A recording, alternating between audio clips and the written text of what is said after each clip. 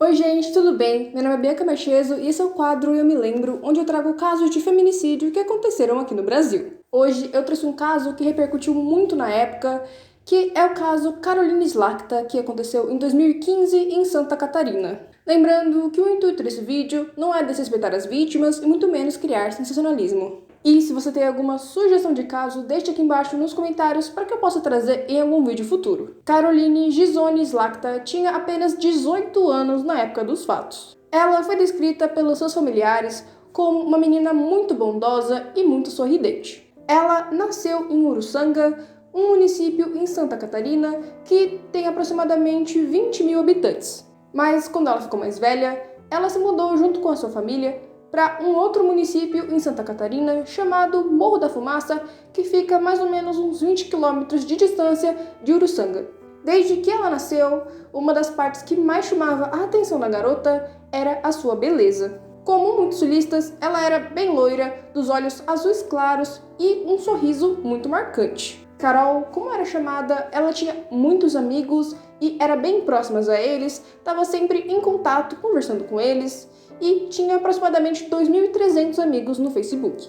Muito extrovertida, ela chegou a fazer aulas de teatro e lá ela conheceu os seus melhores amigos. Esses amigos a descreveram como uma pessoa assim mais good vibes, porque ela sempre postava coisas sobre mandalas e paz e amor. Ela tinha até uma tatuagem do Sol Maia no ombro, que significa os ciclos da vida, a esperança e o amor. Quando ela saiu do ensino médio, ela começou a fazer faculdade de pedagogia em uma faculdade em Criciúma chamada Exucre. O sonho da Carol era se tornar uma professora e ela estava com muitos planos para isso. Na época, a Caroline morava com a sua mãe em um bairro chamado Estação Cocal.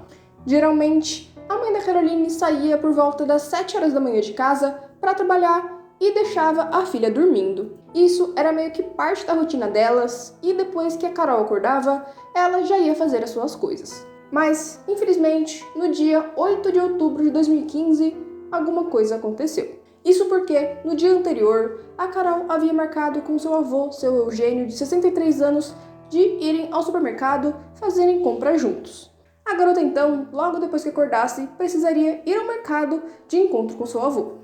Seu Eugênio então chegou no supermercado no horário que eles haviam combinado, mas a neta não estava lá. Ele então espera por mais alguns minutos, mas a neta não aparece. Já que o mercado não ficava tão longe da casa da Carol, ele decidiu ir até lá procurar pela neta. Quando ele chegou, o portão estava trancado, então ele ficou chamando pela Carol e pela mãe da Carol, mas nenhuma delas atendeu. Ele então pensa que ela poderia ter esquecido do compromisso ou ainda estava dormindo e voltou para casa. Depois de mais algum tempo, já que a neta não atendia as ligações, o avô dela então retorna para casa e encontra o portão aberto. Ele então decide entrar na casa e quando chega no quarto da Carol, encontra ela morta em cima da cama.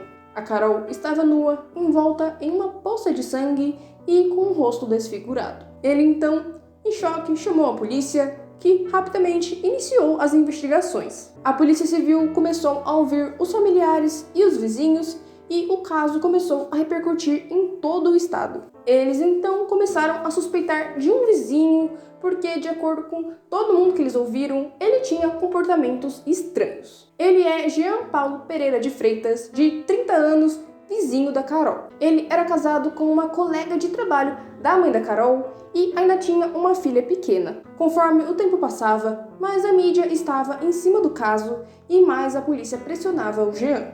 Então, mais ou menos 3 dias depois do crime, o Jean foi até a delegacia e se apresentou como o autor do homicídio. Ele então foi preso preventivamente no presídio Santa Augusta, em Criciúma. No seu depoimento, ele afirmou ter cometido o crime sozinho enquanto estava sob efeito de cocaína. Quando perguntado, ele não soube responder quantas facadas desferiu na Carol e nem se a estuprou. O delegado do caso disse que o Jean entrou na casa procurando por objetos para vender e trocar por drogas e acabou se deparando com a garota no quarto. Depois de matá-la, ele ainda tomou um banho na casa dela para se limpar de todo o sangue. Ele também furtou o celular da Carol e as chaves da casa e depois se desfez desses objetos junto com a arma que ele usou no crime em um rio próximo. Durante as investigações, os policiais começaram a pesquisar sobre o passado de Jean e lá eles descobriram várias coisas. Por conta do seu problema com drogas, ele já havia sido internado 5 vezes em clínicas de reabilitação e também já havia cometido outro crime no ano de 2011.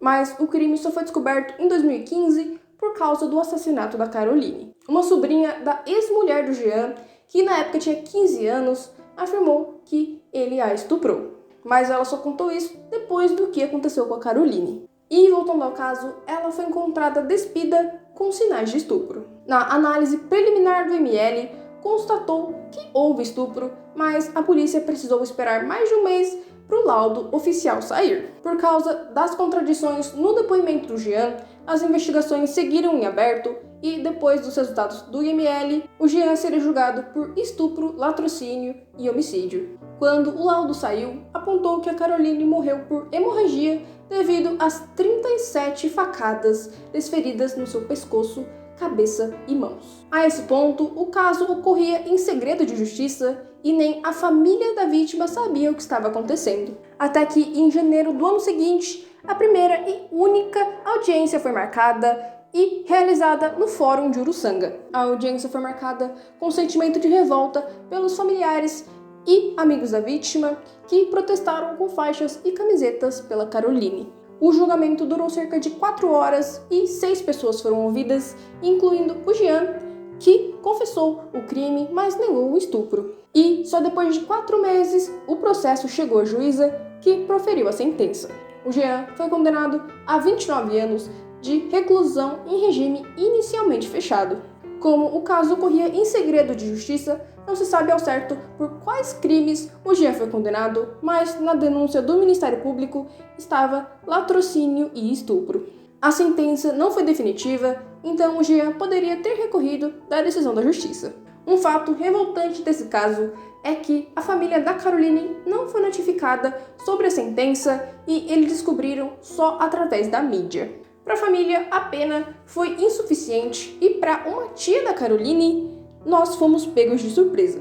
Eu e meu marido, que estamos à frente do processo e conversando com pessoas que entendem do meio jurídico, esperávamos 35, 40 anos de reclusão pelo menos, já que houve latrocínio e também o estupro contra ela. Outro fator que também causou indignação foi a demora do trâmite judicial, que demorou mais de 8 meses. Uma passeata da paz foi organizada pelos familiares e amigos da Caroline, e lá um tio da Caroline, chamado Marcelo Gisoni, afirmou que Jean era uma pessoa sem sentimentos e que Caroline era uma pessoa do bem, e ninguém imaginou que isso poderia acontecer. A brutalidade do crime comoveu toda a cidade, que era considerada muito tranquila e pacata. Muitos comércios fecharam as portas e as aulas foram canceladas. Na época, as mães temiam que o crime se repetisse e não deixavam as suas filhas saírem mais de casa. Muitas homenagens foram postadas nas redes sociais e a palavra mais utilizada era aloha, que no Havaí significa uma despedida ou uma saudação,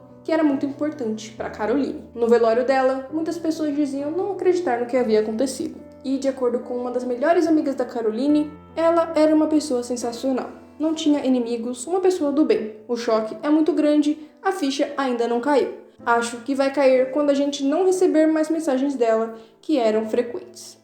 E essas são as últimas notícias que temos do caso. Caroline Slachta foi mais uma vítima de feminicídio aqui no Brasil.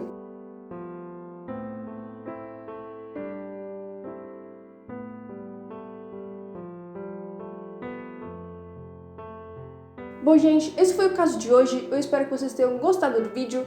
Curte, comenta e compartilha para ajudar na divulgação do caso. Não esquece de me seguir lá no Instagram, que vai estar aparecendo aqui na tela. Até o próximo vídeo.